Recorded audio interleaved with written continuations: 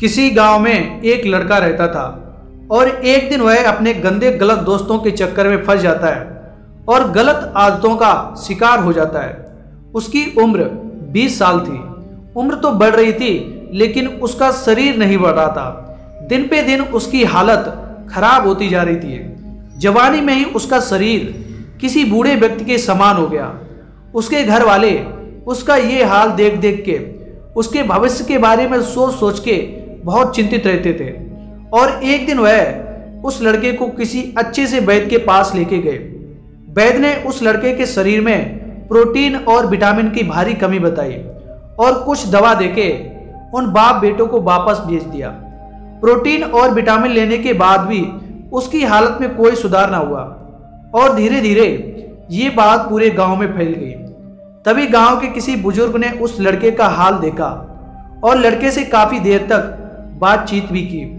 बातचीत करने के बाद बुजुर्ग ने लड़के के पिता को एकांत में ले जाकर समझाया और कहा कि तुम्हारे बेटे को ब्रह्मचर्य नष्ट करने की लत लग चुकी है और ये लत दुनिया की सबसे खतरनाक लत है। अगर समय रहते इस लत से छुटकारा नहीं दिलाया तो तुम अपने बेटे को खो दोगे। अगर इसे बचाना चाहते हो तो इसे किसी ऐसे साधु संत के पास ले जाओ जिसने अखंड ब्रह्मचारी रहने का संकल्प लिया हो। वही तुम्हारे बेटे को समझा सकते हैं और इसके चित्त को बदल सकते हैं। वो आदमी घर आया और अपने लड़के से पूछा कि बेटा सच सच बताना कि तुम ब्रह्मचर्य का नाश करते हो या नहीं। उस लड़के ने कहा कि पिताजी आपसे किस वैद्य ने ऐसा कहा कि मैं ब्रह्मचर्य नष्ट करता हूँ। पिताजी बोले बेटा वैद्य ने नहीं बल्कि हमारे गांव के सबसे अनुभवी बुजुर्ग रामू काका ने कहा। फिर लड़के ने कहा पिताजी आप भी ना किसकी बातों में आ गए। उनकी उम्र 90 साल है और बुढ़ापे में उनका दिमाग काम नहीं कर रहा है। किसी के भी बारे में कुछ भी बोल देते हैं। बुढ़ापे में सटिया गए हैं। आप उनकी बातों पे विश्वास ना करें, ऐसा कुछ नहीं है। और इतना कहकर वो वहां से अपने कमरे में चला गया। लेकिन पिताजी को उसकी बातों पर विश्वास नहीं हो रहा था क्योंकि उसका शरीर उसके ब्रह्मचर्य नष्ट करने की गवाही दे रहा था। पिताजी ने फिर बेटे के रूम की तलाशी ली। रूम में जाते ही एक अजीब सी गंध आ रही थी और कुछ ऐसी अश्लील चीजें मिली जिसे देखने के बाद पिताजी के होश उड़ गए। पिताजी ने कहा बेटा ये सब चीजें किस लिए?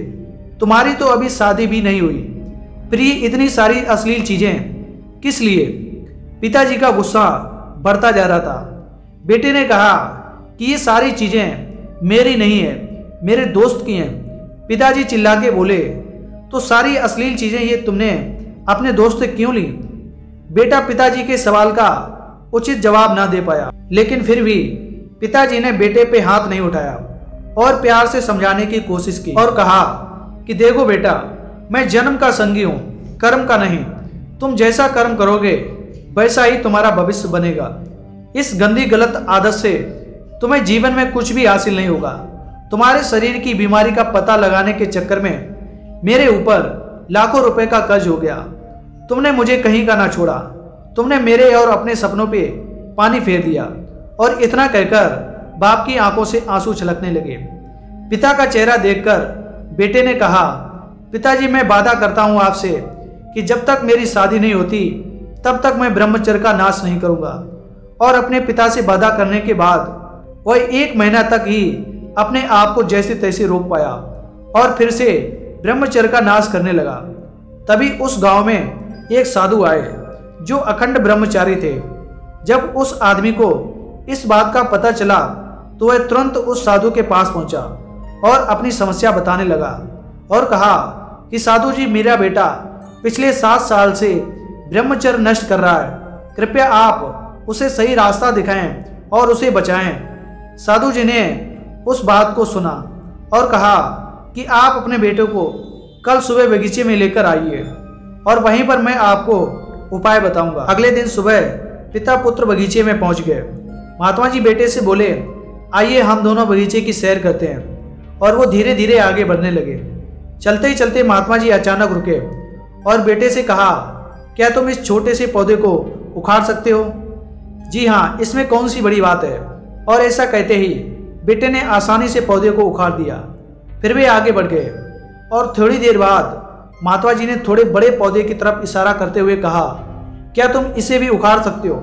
बेटे को तो मानो इस सब में कितना मजा आ रहा हो। वह तुरंत पौधा उखाड़ने में लग गया और इस बार उसे थोड़ी मेहनत लगी, पर काफी प्रयत्न के बाद उसने इसे भी उखाड़ दिया। वे फिर आगे बढ़ गए और कुछ देर बाद पुनः महात्मा जी ने एक गुड़ैल के पेड़ की तरफ इशारा करते हुए कहा, क्या तुम इसे भी उखाड़ सकते हो?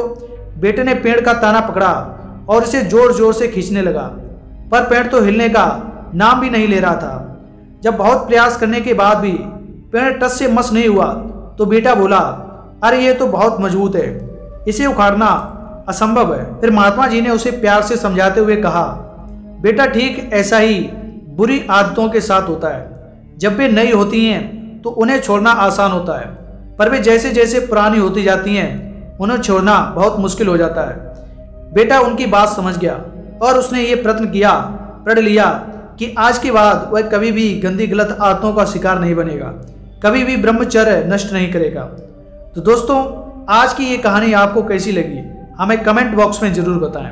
अगर कहानी अच्छी लगी हो तो वीडियो को लाइक, चैनल को सब्सक्राइब और नोटिफिकेशन बेल को ऑल पे सिलेक्ट करें ताकि ऐसी ही वीडियोज आप देख सकें। मिलते हैं फिर एक नई वीडियो के साथ, तब तक के लिए जय श्री राम।